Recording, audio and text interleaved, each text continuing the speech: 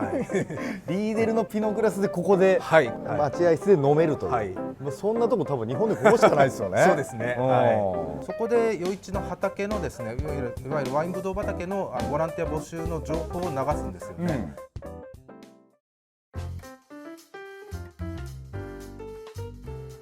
これリタさんの作ってるクラフトビールなんですね、こっちが余市ビールっていう最近流行りですよね。流行りですね、クラフトビールがと出ますね。これだからなかなか余市でもこのリタさんのビールってどこにでも置いてるわけじゃないじゃないですか。そうですね、限られた場所でしてね、はい。これ結構すぐなくなりますよね。すぐなくなります。でやっぱりすごい少量生産なんで、一つの種類が終わったらまた次にいつ来るかわからないっていう感じなので、本当なんか見つけたらいろいろ買って試してもらえるとすごくそれぞれ本当に個性的な味で、好きな人にはたまんないなんですかね、面白いと思いますけど、ね、なんかシャルドネのとかありましたよね。シャルドネの使ったビールとかも作っておりました。あとコーヒースタートとかもですね。この辺僕好きでよく買わせてもらってるんですけど、はい。ただね、いつ来ても結構売り切れなんですよ。やっぱすぐ早いですか。ね、はい。売り切れ早いですね。なんで我々も売り方難しくて、こういうのがあるよって言ってもですね、来てもらってもないところがよくあるんですよね。はい。でこっちね、奥にはワインが。そうですね。はい。お土産いろいろありますけども。まあニシン系はやっぱり人気ですか。そうですね。やっぱり余市ニシンの町なので、このニシンの余市干しは。今一番人気ですね。こちら一番売れてます。値段も300円ってすごく安くてですね。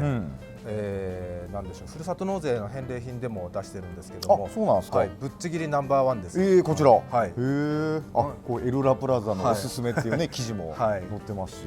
これ安いですから、ふるさと納税だと1000円で返礼品で買えるんですよね。1000円で？1000円なんですよ、返礼品。そうすると最後余った1000円どう使おうかみたいな人が多分なるほどこれで買っていってもらえると思うんですけど、すごい売れてますね。いいですね。この翻カレーってなんですか。はい。嬉しいです。昼貝ってこれ余市で昔から食べられてるムール貝みたいな貝なんですけど、ムール貝のちょっと大きいみたいな貝なんですが、これ本当に余市の人昔からカレーに入れて食べてたんですよね。それでそういう余市のソウルフードをただ昼貝が今最近漁師さんがいなくなってなかなかこう取れなくなっててですね。なんでちょっと昔ながらの味をやっぱり残していきたいっていうことで、レトルトカレーに作ろうということで。そういうプロジェクトで立ち上がったんですよね。で、下国シェフってなんかよく余市とコラボしていろいろイベントをコラボしてる、はい、彼にお願いしてちょっと味の監修してもらってですね、これを作成したんですよね。そしたら去年その文化庁の100年フードっていうなんか、今まで100年続いてきたっていうのと、これも100年続けていきたい味を継承していきたいっていうものの、メニューの一つっていうんですかね、それに選ばれてですね、それで今こうやって販売しているところで非常に売れ行きがいいです。ここを見ていただけると分かると思うんですけど、めちゃくちゃ力入れてますよね。これはね、ぜひ900円で税込みです。余市の人は本当にこれ喜んでもらってて、よく食べたって言って、すごい地元の人が買ってってくれるんで、ちょっと懐かしい味というか、そうですね。はい。それやっぱり我々も嬉しいところでしたね。カレーに使うんですね。そうなんです。面白い。出汁が出て美味しいんですよ。ほんでやっぱリンゴ。そうですね。これ結構もうないですけど、やっぱ人気なんですか。そうですね。これも地元のいわゆるスイーツのお店とコラボして、余市町は結構点在しててですね、いきなりその観光客の方来てもなかなかこう回れないというか行けない店が多いんで、そういったお店さんにお願いしてちょっとここで扱わせてもらってですね、それでいわゆる生菓子というかそういったものをこの夏の間限定ですかね、こうやって。夏限定。なんかアップルパイとかもありませんでしたっけ。アップルパイもあります。アップルパイ、今もうちょっとですね。これだからすぐ完売するやつでしょ。これもすごい、これがやっぱり一番人気ですね。一番人気。はい。へえ。そう、これはもう来たらすぐ買わないと買えないやつですよね。やっぱリンゴの町ですから。はい。そうなんですよね。やっぱりリンゴから始まって、それでブドウの栽培に移っていったっていう歴史があるんで、もうやっぱりリンゴはもう何を置いても、やっぱりリンゴの町というのが最初に来ますよね。で奥ね、ワインがいろいろね。これそうだ、この余市タータン。余市タータン。これはやっぱり日課さんとのねコラボというか日課を創業した竹鶴さんの奥さんがスコットランド出身のリタさんという。リタさん、はい。でリタさんの出身地と余市町がその縁で姉妹都市提携っていうのを結んでるんですよね。それでマッサンというドラマがあって、また再び余市とスコットランドのこう関係が脚光を浴びたときに、何かこうスコットランドとのその関係性を分かりやすいものを作れないかということで、余市タータンというのをちょっと公募してですね、どんなデザインがいいかってみんな余市町民からこういろいろアンケートを取って聞いて、それで選ばれた柄なんですよね。飲めない方ジュースもそうですね、ありますから、はい、ピノノワールとかケルナーとかですね、このワインブドウ品種で作ったブドウジュースっていうのがあって、これなかなか珍しいですよね。リンゴのおっぱいって何ですか？これは 100% のリンゴジュースですね。井川さんというですね、やっぱりうちのリンゴ農家の方なんですけど、昔からいるそこのリンゴ 100% 使ったジュースですね。なんかね、お子さんもなんか飲みやすそうな、ね、これも人気なんです。これもやっぱり1年間にバーンと作っちゃって、それがもう全部売り切れちゃうっていう方ですね。そんな人気なんですか？はい、これを求めてくるお客さんも結構いるんですよね。あ、本当だ。富士とかミックスもあるし、ハックナイン、はあ、紅玉、へえ、すごい。あ、これ面白いですね。面白いです。やっぱり、はい、飲み比べると味全然違いますんでね。いや、だからそういうものがいっぱいあるんですね、本当ね。そうですね。知れば知るほどやっぱり面白いというか、はい。で、こっちワインがね、はい、やっぱり余市のレジェンドですよね。本当に北島さん、田崎さんって言ったら。こう今本当にドメーヌ系がこうもてはやされてるというか、皆さんすごくこう欲しいっていう感じで来てますけども、やっぱその土台を作ってきたその前の世代って言ったらあれですけども、リンゴを切ってブドウを始めたっていう、人たちのなんていうんですかね、レジェンドというかね、こっちにバッとね、ありますけども。たまにご本人がいらっしゃることあるんですか？北島さんとか田崎さんが。いや、北島さん、田崎さん、ここに来たことはないかな。宍戸さんもないですか？広津さんは見えた。広津さんが来たけど。広津さん、広津さんありますね。札幌、はい。余市ピノある。はい。そう、結構余市ピノとかでもやっぱなかなか買えるとかあんまないんで。そうですか。グランポレール。はい。そうですか。スパークリングもあるし。でリキュールですよね。そうですね。余市ファクトリー。はい。その農家さんの。はい、これも地元のもう品種ごとというよりはもう農家さんごとに分けて全部作ってるんで、どこの農家さんの何というリンゴのっていう、それで本当に味比べをしてほしいというところなんだと思いますけど、こだわりがちょっと異常ですよね。種類がいっぱいありますよね。寺尾さんでしたっけ？寺尾さんです。寺尾さん曰くなんかそのワインはブドウでできてるけども、こちらもちろんブドウも使ってるし、リンゴとかいろいろ果実を使って、要は果実のその味がそのままストレートに表現できるっていうことをおっしゃってて、なるほどと思って。リキュールってそうですよね。そうですね。本当に果物の味を残してっていう感じですよね。なんかそれで楽しみ方があるというか。でこれが飲めるんですよね。そうなんです。待ち時間で。待ち時間で試飲させていきます。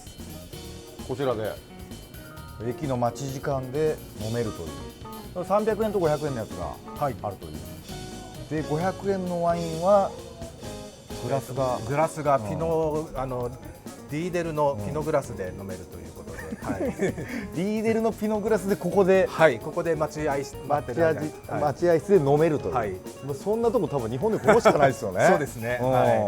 ね、飲んでたらもう電車来るのあっという間ですからね。そうですね。いや、ここは僕もいつも待ち時間の時は飲ませてもらってます。そうですね。ありがとうございます。結構やっぱり多いですか、そのワイナリー目的でいらっしゃる方。そうですね。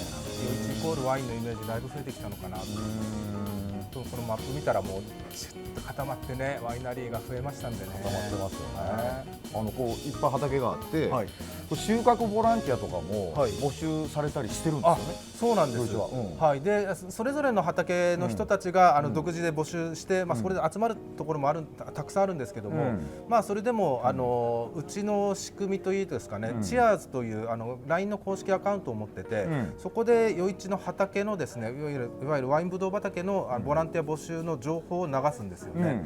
それでそこから登録している人がそれを見て、ぜひこの日だったら働けるっていう人が直接連絡してもらってですね、それでこうボランティアとこのマッチングをするというそういうサイトを作って運営してるんですよね。ですよね。僕も入ってますけど、秋ぐらいになると結構いろいろ入ってきて、それこそ平川さんとこで何名募集してるとかっていうのが結構出てくるんで、いやぜひね収穫体験されたい方はぜひチアーズ LINE を登録してください。はい、お願いします。田崎さんのピノをちょっといただきたいと思います。入れまして、僕は田崎さんのピノにします。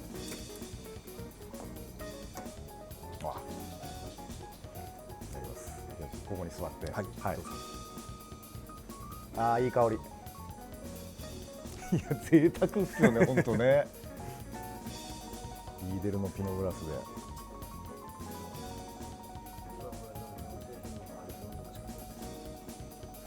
いやー美味しい。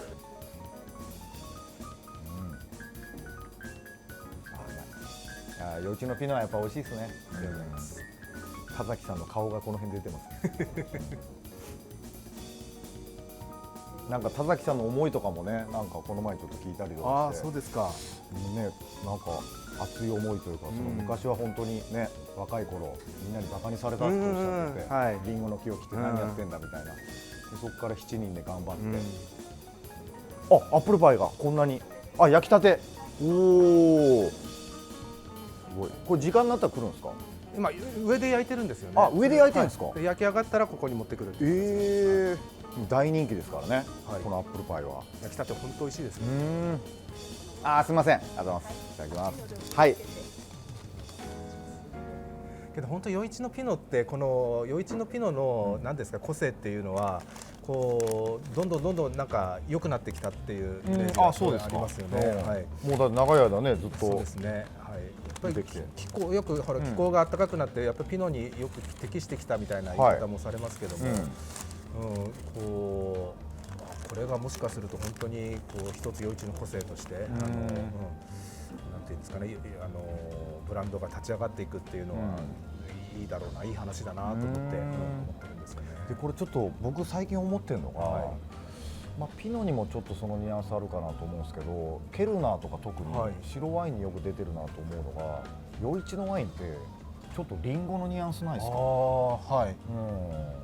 なんか本当にそれこそドメイの門のね、モンケルとかでもアップルパイとかにすごい合いそうな気がしていて。そうですね。はい。確かにそうですね。もともとだからリンゴがねあった場所だし、周りもリンゴの畑いっぱいあるじゃないですか。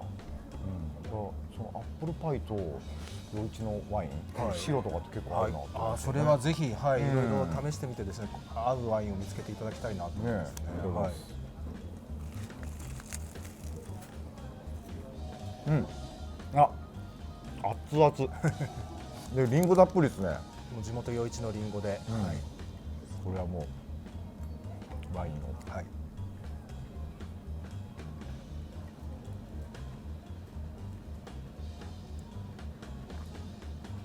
ピノも合いますか？合います。